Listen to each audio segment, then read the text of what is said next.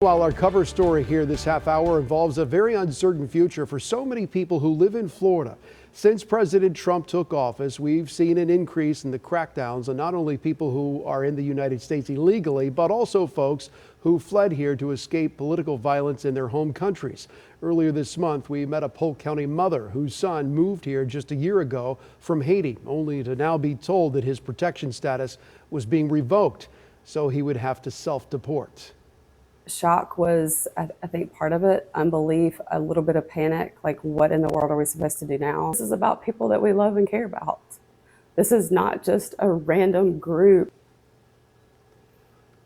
So new here tonight, we're going deeper and following through. Rebecca Petit is following through, speaking with them about the recent court order putting a freeze on self-deportation and listening to what their next steps are to keep their family together.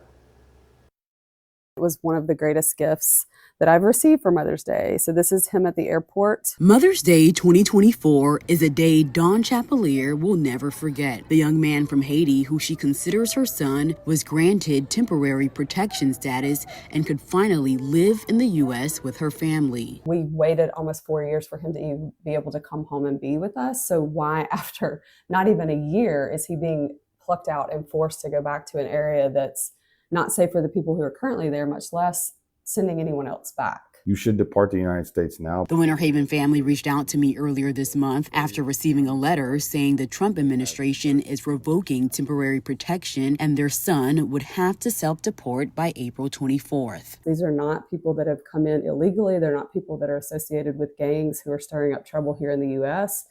So to find out that they've done what they were supposed to do and still lose their rights is quite scary. A federal judge has blocked the Trump administration from terminating the legal protection known as immigration parole. The Biden administration granted that protection to more than 500,000 Cubans, Haitians, Nicaraguans, and Venezuelans. The judge stated mass parole terminations could not happen without each case being reviewed. We don't know how long, the stay will last or what the next steps look like for us.